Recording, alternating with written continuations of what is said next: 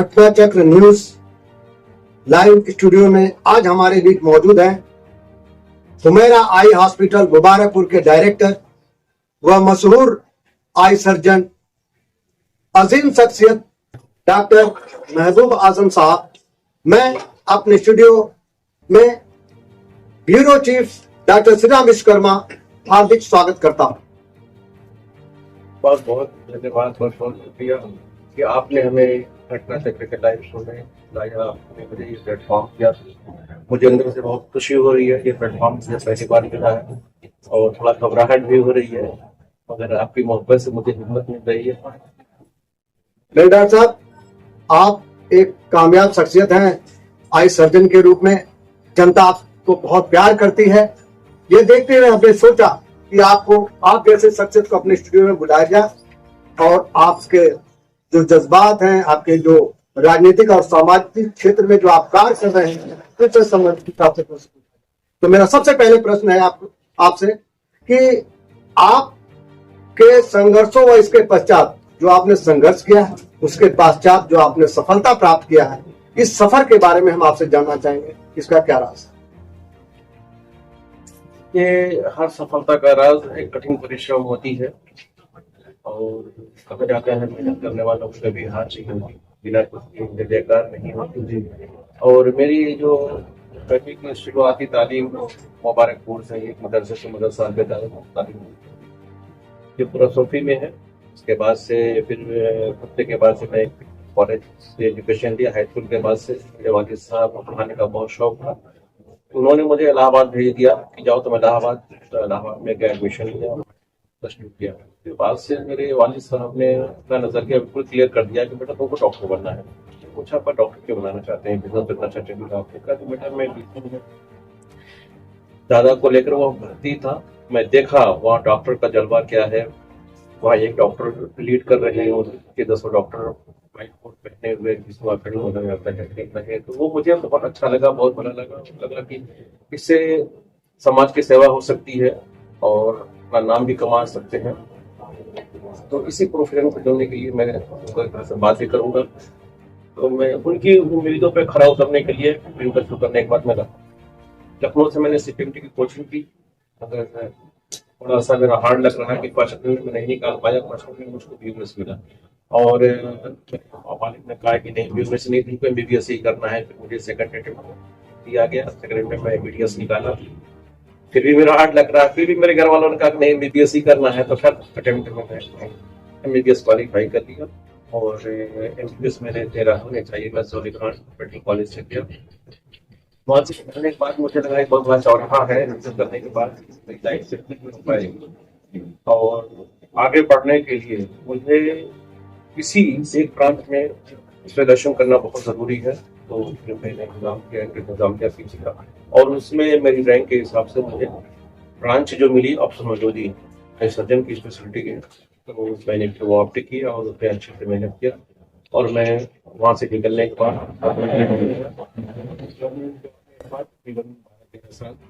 उसके बाद से मुझे लगा कि मुझे अपना काम करना चाहिए। कुछ ऐसे काम के वाले साहब रहेंगे, माँ की देखभाल के लिए मुझे अपनी जॉब छोड़ना पड़ा ताकि मैं घर पर रह के माँ की सेवा कर सकूं और अपना भी काम कर सकूं। और आज ये है आप लोग मोहब्बत इस प्लेटफॉर्म पे ले आए घटना चक्र में। हमारा आपसे सवाल है कि आप बहुत से MBBS करने के बाद कार्डियोलॉजी के क्षेत्र में या आप शरीर के बहुत सारे ऑर्गन्स हैं, फेफड़े से संबंधित है, आपने आई ही क्यों चुना? देखिए, एक तो ये एक बहुत इंपॉर्टेंट ऑर्गन है बॉडी का। आपके पास सब कुछ आई नहीं, आप कुछ देख नहीं सकते। मेरी ख्वाहिश थी कि और भी कुछ मैं करूं, मगर इत्तेफाक से जो उस वक्त के माहौल थे, उस वक्त यहाँ पे दंगा हुआ था एक, आप लोग जानते होंगे। दंगे में कारोबार बिल्कुल फेल हो चुका था, गड़बड़ हुआ था। बहुत सारे कस्बे के लोग जेल में थे, मेरे घर के भी कम से कम 5-6 लोग थे और कोई सपोर्ट नहीं था फाइनेंशियल। तो अब मेरे ऊपर एक प्रेशर था, मेरे पास अब टाइम और नहीं था कि मैं और घर वालों से वक्त लूं कि कोई और ब्रांच चुनूं। इसलिए मुझे जो ब्रांच मिली मैंने कोशिश किया कि इसी में अच्छा से अच्छा करूं और इसी को आगे लेकर चलूं। डॉक्टर साहब, आपने लंबे समय तक बतौर सरकारी चिकित्सक के रूप में भी कार्य किया और वर्तमान में देवरिया में भी आप एक चिकित्सक आई सर्जन के रूप में सेवा दे रहे हैं और व्यक्तिगत तौर पर अपने hospital Humaira eye hospital Mubarakpur में भी जनता की सेवा कर रहे हैं। दोनों में आप क्या फर्क महसूस कर रहे हैं? ये मेरी पहली पोस्टिंग देवरिया में हुई गवर्नमेंट जॉब में जब मैं गया तो, और उसका सफर मेरा बहुत अच्छा रहा। जब तक उसमें रहा, ऊपर वाले का शुक्र रहा, कभी मेरे ऊपर ये एलिगेशन नहीं लगा, कभी ये आरोप नहीं लगा कि डॉक्टर साहब ने 50, 100, 1000 कोई भी एक पैसा किसी मरीज से लेंस के नाम पे, दवा के नाम पे या किसी और चीज के नाम पे डॉक्टर साहब ने लिया हो। और मैं जब वहां पे काम किया, बड़ी मेहनत बड़ी ईमानदारी से किया और मेरा थोड़ा सा वहां नाम होने लगा, और उस नाम की वजह से कुछ मरीज चाहते थे कि मैं प्राइवेट बैठूं, प्राइवेट भी करूं, मगर मैं मना करता रहा मरीजों से। मैंने कहा कि जो काम मैं प्राइवेट में कर सकता हूं वो सरकारी में भी कर सकता हूं, तो सरकारी में मुझसे कराइए, अभी मैं प्राइवेट नहीं करना चाहता हूं। और एक बार ऐसा भी इत्तेफाक हुआ कि अपना हॉस्पिटल में संसाधन बहुत सीमित रहे, बड़ी मुश्किलें हुई, मगर किसी तरह मैं सोचा था कि अगर गवर्नमेंट मुझे यहाँ पे भेजी है, मुझे सैलरी दे रही है, तो अपनी पूरी ईमानदारी से जो हो सकता है सीमित संसाधन में मैं अपने मरीजों को अच्छी से अच्छी सेवाएं दे सकूं, मैंने वो काम किया। और जब मेरे वालिद साहब नहीं रहे, तभी मेरी मजबूरी थी कि मैं जॉब छोड़ के अपने घर की तरफ लौटूं और अपने घर परिवार को भी देखूं, अपना काम भी करूं, इसलिए मुझे गवर्नमेंट जॉब छोड़ना पड़ा। और चूंकि वहां इतने मरीज बन चुके थे 12 सालों में कि वहां से अचानक हटना बहुत मुनासिब नहीं था, पेशेंट वहां ढूंढते थे, तो मैंने वहां पे एक अपना छोटा सा हॉस्पिटल बना लिया है, डॉक्टर आजम हॉस्पिटल के नाम से, कमलपुर चौराहे पे है। और मुबारकपुर में संडे अपनी सेवाएं देता हूँ और 3 दिन सेवाएं अपनी आजमगढ़ में देता हूँ। बहुत अच्छा सर, बहुत बढ़िया काम कर रहे हैं आप समाज के लिए, जनता के लिए। हमारा अगला सवाल आपसे यह है कि बतौर एक सफल चिकित्सक के रूप में आपका जीवन कितनी कठिनाइयों और संघर्षों से भरा रहा है? देखिए, कभी भी आप बाहर निकलेंगे किसी भी काम के लिए तो संघर्ष तो करना पड़ेगा, यही जीवन का नियम है। लाइफ में सक्सेस का कोई शॉर्टकट नहीं होता है, मेहनत तो आपको हर हाल में करना ही पड़ेगा। और किसी भी फील्ड में, कोई इंजीनियर भी निकला पढ़ के, उसको भी बहुत स्ट्रगल करना पड़ता है, अपने सीनियर के साथ रहना पड़ता है सीखने के लिए। कोई लॉ करके निकले हैं, कितने भी अच्छे वकील हो, अपने सीनियर वकील का सहारा लेना पड़ता है और डर भी लगता रहता है कि यार इतनी भीड़ है, इसमें मेरा क्या होगा, मेरा भविष्य क्या है। मगर जो भी ईमानदारी से लगन से अपना काम करता है, भगवान उनको सफलता जरूर देता है। और यही सोचकर मैं भी फील्ड में आया कि चलो ठीक है, बहुत सारे हॉस्पिटल में बहुत सारे डॉक्टर हैं, मैं भी ईमानदारी से मेहनत करूंगा, अगर मेरा काम पसंद पड़ेगा तो लोग मेरे पास आएंगे। और अल्लाह का शुक्र है, उसका नतीजा है कि आज लोग इस नियत से आ रहे हैं कि वहां पे जाएंगे तो काम अच्छा होगा और काम सही होगा। आपके सरकारी सेवा में रहते हुए एक दिन वह संपूर्ण वर्ष में सर्वाधिक ऑपरेशन का कीर्तिमान स्थापित किया। इस उपलब्धि को प्राप्त करने में आपने किस प्रकार के कठिन परिश्रम किया? क्या ऐसा करने के पीछे कोई लक्ष्य निर्धारित था या इस कीर्तिमान को स्थापित करना था, या असीमित सेवा के लिए आपको कीर्तिमानधारी बना दिया? देखिए, एक तरह से ये घटना मानिए, कोई ऐसा मेरा इंटेंशन नहीं था कि मुझे एक साथ इतना ज्यादा ऑपरेशन करना है। बस जैसे जैसे मेरा वक्त गुजरता गया, मेरा नाम होता गया, मैं तो CSC लेवल पे था, तो जितना डिस्ट्रिक्ट लेवल पे ऑपरेशन होता है उतना मैं CSC लेवल पे अकेले करने लगा था। तो उस क्षेत्र में बहुत नाम हो गया कि यहाँ पे जल्दी ऑपरेशन हो जाता है, झंझट कम होता है, वहां पे पैसे नहीं लगते। इस चक्कर में पेशेंट आते थे। और हाँ, एक टारगेट जरूर दिया जाता है कि कम से कम आपको 750 ऑपरेशन एक साल में करना है। बहुत सारे डॉक्टर इसको अचीव कर पाते हैं, बहुत सारे अचीव नहीं कर पाते हैं। और ये मेरे लिए बहुत अच्छा रहा कि मुझे जो भी टारगेट मिला है, मैं कभी उस टारगेट को नहीं देखा हूं। मैं हमेशा देखा हूं कि मेरे पास पेशेंट जितने आए मैं सबको ऑपरेशन करूंगा, चाहे टारगेट मेरा पूरा हो रहा है, ज्यादा हो रहा है या डबल हो रहा है। और कभी भी मैं टारगेट से डबल से कम नहीं रहा हूं, कभी 1600, कभी 1550, कभी 1700, इस तरह से हर वर्ष ऑपरेशन में किया हूं। और एक बार ऐसा भी इत्तेफाक हुआ है कि एक दिन में मुझे 117 ऑपरेशन करना पड़े, जो कि यूपी में एक दिन में सबसे ज्यादा ऑपरेशन करने का रिकॉर्ड मेरे नाम है। इत्तेफाक ऐसा हुआ था कि मैं सीएससी सलेमपुर में था, वहां पे मेरी ड्यूटी थी, वहां मुझे ऑपरेशन करना था और अचानक सीएमओ साहब का फोन आया कि यार रुद्रपुर भी एक सीएससी है, वहां पे डॉक्टर साहब जो है छुट्टी पे है और आइडिया नहीं था, वहां पे मरीज आके बैठ गए हैं, वापस करना मुनासिब नहीं, यार किसी तरह उनको कर लो। तो तकरीबन 30 ऑपरेशन में अपने सीएससी पे किया था। फिर मैं वहां से 30 किलोमीटर दूर जाके रुद्रपुर गया और फिर रुद्रपुर से जब वापस सलेमपुर शाम तक आए, सॉरी, तो फिर सीएमओ साहब का फोन आया कि यार तुमको कष्ट देना चाहूंगा कि आज हमारे जिला अस्पताल के जो डॉक्टर अचानक छुट्टी पे चले गए। और मैं समझ गया कि वो अचानक छुट्टी पे नहीं गए थे, वो मेरे साथ गेम खेल गए थे, क्योंकि जैसे इसी में थोड़ी सी ख्याति बढ़ रही थी तो वो चाहे किसी तरह इसको फंसा दिया जाए। तो मैं उसको सोचा कि चलो ठीक है, उसको मैं ऐसे अपॉर्चुनिटी चलता हूँ कि सेवा करने का मौका मिल रहा है, मौका था। फिर मैं वहाँ सलेमपुर से 30 किलोमीटर डिस्ट्रिक्ट हॉस्पिटल गया और सीएमओ साहब ने बड़ा रिक्वेस्ट किया, देखो मरीज वापस नहीं जाए, इज्जत प्रतिष्ठा की बात है, कल मीडिया में आ जाएगा कि मरीज भर्ती करके डॉक्टर ने ऑपरेशन नहीं किया और डॉक्टर को कम पकड़ा जाएगा, सीएमओ को ज्यादा पकड़ा जाएगा। तो डॉक्टर एन तिवारी सीएमओ साहब थे। मैंने कहा ठीक है सर, मैं आता हूँ। तो मैं वहां पहुंचकर तकरीबन 12 बजे तक रात में ऑपरेशन किया और मैं ये नहीं देखा कितने हो रहे हैं, करता क्या जब खत्म हो गए तब पता लगा कि डॉक्टर साहब आज आपने यहाँ पे 37 ऑपरेशन किए हैं और बाकी 2 जगहों पे मिला के टोटल आपने 71 ऑपरेशन किए हैं। और अगले दिन जो अच्छा अखबार है, दैनिक जागरण है, अमर उजाला है, उसकी सुर्खियां बनी कि डॉक्टर आजम ने रचा इतिहास, इस तरह से कुछ हेडिंग आई। और वो मेरे ऑप्थेल्मिक करियर का या आई सर्जन करियर का वो मेरा टर्निंग पॉइंट था। और जैसे ये अखबारों में आया, मेरे पेशेंट और अचानक बढ़ गए और इस चीज को लेकर मुझको उस वक्त के तत्कालीन जो डीएम साहब थे, डीएम शरद कुमार सिंह साहब, उन्होंने मुझे सम्मानित किया उत्कृष्ट कार्य के लिए और इसी लगन से मैं आगे भी काम करता रहा। 2015 में डीएम मणि प्रसाद मिश्र साहब थे, उन्होंने सम्मानित किया, क्योंकि उस वक्त जिले में सबसे ज्यादा ऑपरेशन करने वाला सर्जन मैं ही बना। तीसरी बार में डीएम अनीता श्रीवास्तव 2016 में, फिर उन्होंने सम्मानित किया। उसके बाद से डीएम अमित किशोर साहब थे 17 में और 18 में, लगातार 2 साल वहां रहे। 2 साल उन्होंने मुझे सम्मानित किया कि सबसे ज्यादा ऑपरेशन करने के लिए। फिर उसके बाद से लास्ट में डीएम सुजीत कुमार साहब थे। तो यूपी में उस वक्त 2019 में यूपी में सबसे ज्यादा ऑपरेशन करने वाला डॉक्टर मैं बना था सीएससी लेवल पे, तो उसके लिए उन्होंने सम्मानित किया था।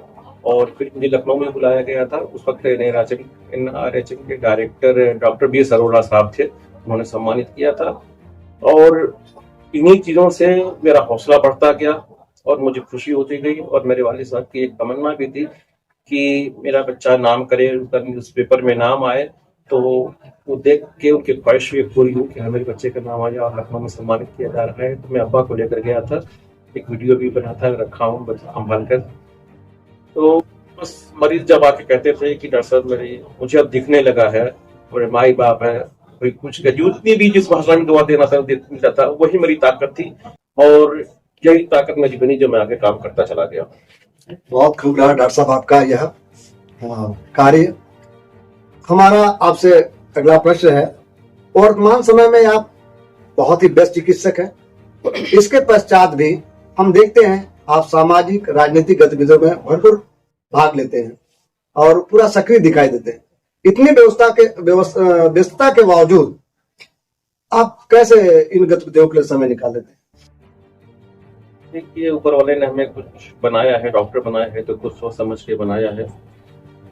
हर एक शख्स की एक सामाजिक जिम्मेदारी होती है, हम तो अपने लिए करेंगे, हमारा परिवार है वो भी मेरी जिम्मेदारी है, रिश्तेदार हैं वो भी थोड़ी हमारी जिम्मेदारी है, समाज उसकी भी एक जिम्मेदारी है। तो व्यस्तता रहती है। उसके बाद भी कभी भी कुछ इस तरह के प्रोग्राम होते हैं जहाँ पे लगता है कि मैं डायरेक्ट किसी को फायदा दे सकता हूँ समाज को, तो मैं वहां जरूर पहुंचता हूँ और समय समय पे कुछ न कुछ ऐसा करता रहता हूँ जिससे जो भी व्यक्ति है मेरे पास आया है उसको मैं लाभ दे सकूं। आपकी सामाजिक और राजनीतिक गतिविधियों को देखते हुए मुबारकपुर की जनता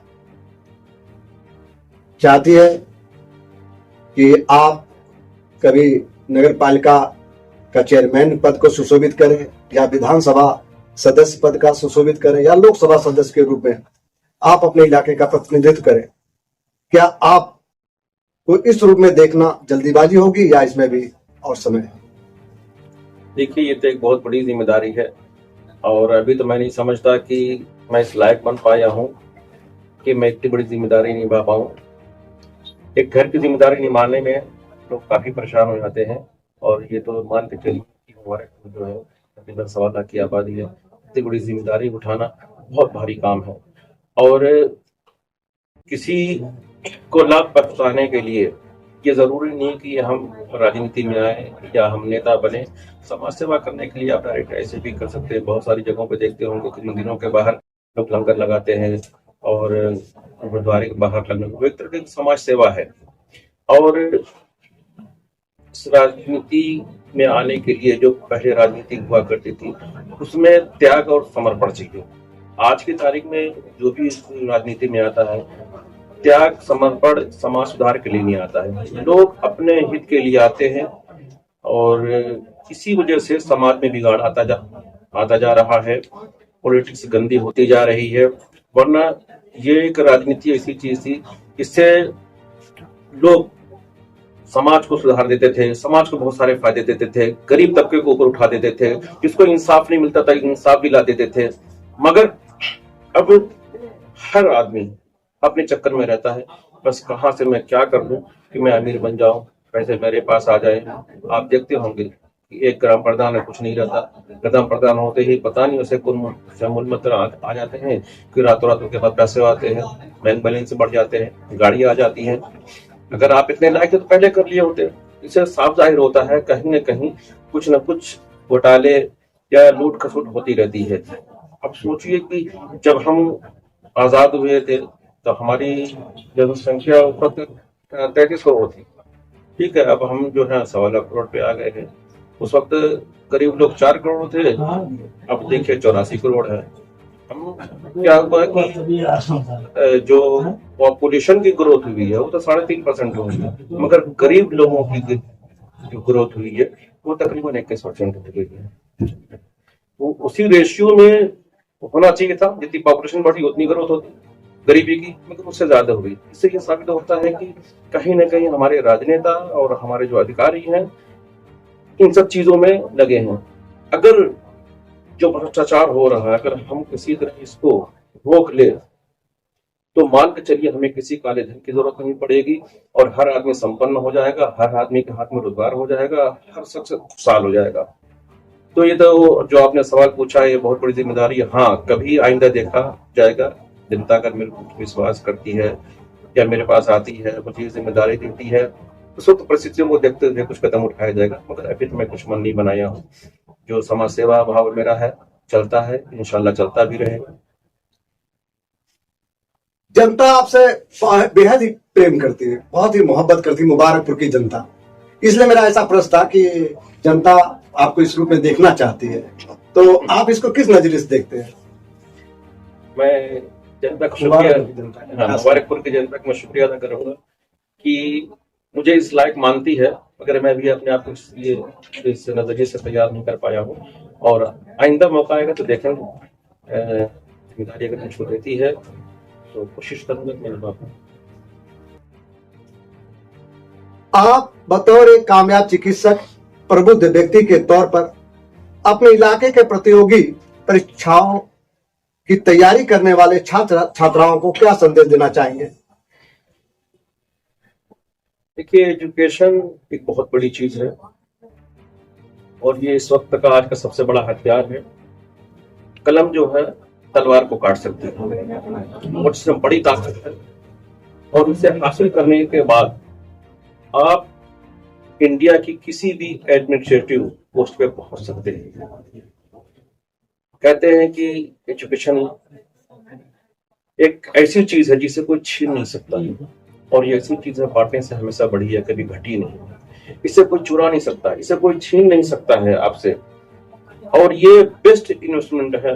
आपने अगर इसे इन्वेस्ट कर दिया, किसी ने पढ़ाई किया और किसी ने ज्ञान ले लिया, तो ये ज्ञान जिंदगी भर आपको रिटर्न देगा। बाकी चीज तो हर पॉलिसी होती है कि भाई 5 साल की पॉलिसी है, 10 साल की पॉलिसी है, रिटायरमेंट की पॉलिसी है, मगर ये एक ऐसा इन्वेस्टमेंट है कि आपने इन्वेस्ट कर दिया, लाइफ टाइम इसको आपका रिटर्न मिलेगा ही मिलेगा।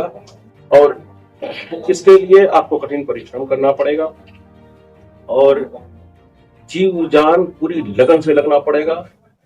एक जुनून होना चाहिए किसी चीज को पाने का, और जब आपका जुनून जग जाएगा तो मुश्किलों की क्या औकात है कि आपकी मंजिल का रास्ता रोक पाए। और जो भी मेहनत किया है उसको कुछ न कुछ मिला ही है, ज्यादा नहीं कम मिला है, मगर जरूर मिला है। और मैं हर स्टूडेंट से कहूंगा, जो भी मेहनत जो भी अपना क्वालिफाई करना चाहता है, उसके लिए समाज से थोड़ा कट जाइए और चीजों से, लफड़ों से कट जाइए। आप उसमें घुस जाइए और आपको मिल जाएगा। आप स्टूडेंट हैं, आप सुख मत खोजिए, और अगर आपको सुख चाहिए तो आप ज्ञान मत ढूंढिए। दोनों में से कोई एक चीज आपको चुनना होगा। और जिस रोज आप सोच लेंगे कि मुझे ये चाहिए, वो मिलके रहेगा। और समझ लीजिए कि कहते हैं ना कि कामयाबी का दिया मेहनत के ईंधन से जलाया जाता है। आपको मेहनत करना पड़ेगा और भगवान आपको जरूर देगा। और बस एक अपना विजन बना लीजिए कि मुझे ये पाना है। आप भगवान को याद करिए और जो जान से मेहनत करिए, आपको जरूर मिलेगा। बहुत खूब। जैसा कि आपका यह उत्तर रहा कि मेहनत करने वालों कभी हार नहीं होती, तो अंत में मेरा आखिरी सवाल आपसे है, आप आम जनमानस के लिए क्या संदेश है आपका? देखिए, ये हमारा भारत देश है, इसकी खूबसूरती हमें बनाए रखना है। आपसी मेल मोहब्बत, गंगा जमुनी तहजीब जो है, उसको हमें बनाए रखना है। अपने अपने धर्म का, तो हम धर्म का पालन करना चाहिए, दूसरे का धर्म का सम्मान करना चाहिए। और कुछ सियासी असामाजिक कीचड़ हैं, उनसे हमें बचना चाहिए, जो अफवाहें फैलाते रहते हैं, समाज में बुराइयां फैलाते रहते हैं, उनसे हमें बचना चाहिए। एक छोटी सी स्टोरी बता के मैं अपनी बात खत्म करना चाहूंगा जी, कि एक बार एक जिद का बच्चा था, अपने माँ से कहा कि मुझे सुअर का गोश्त खाना है। नहीं, उसने कहा मुझे इंसान का गोश्त खाना है। तो उसकी माँ ने कहा ठीक है बेटा, मैं ला दे। तो उसकी माँ गई और कहीं सुअर का गोश्त पड़ा था, वो लेके आई, अपने बच्चे को दी। उसका बच्चा कहा माता जी, ये तो इंसान का गोश्त नहीं है, सुअर का है, मुझे इंसान का गोश्त खाना है। अच्छा ठीक है, कल ला दूंगी। अगले दिन जब जिद की माँ गई तो उसे गाय का गोश्त मिला। उसने गाय का गोश्त लिया और बच्चे को दे दिया। वो खाया, का माँ ये इंसान का गोश्त नहीं है, ये गाय का गोश्त नहीं है, मैं नहीं खाऊंगा। अच्छा ठीक है, कल तुम्हारे लिए इंतजाम है। अगले दिन उस गिद्ध ने जो सुअर का गोश्त था वो लेके मस्जिद में फेंक दिया, और गाय के गोश्त को लेके मंदिर में फेंक दिया।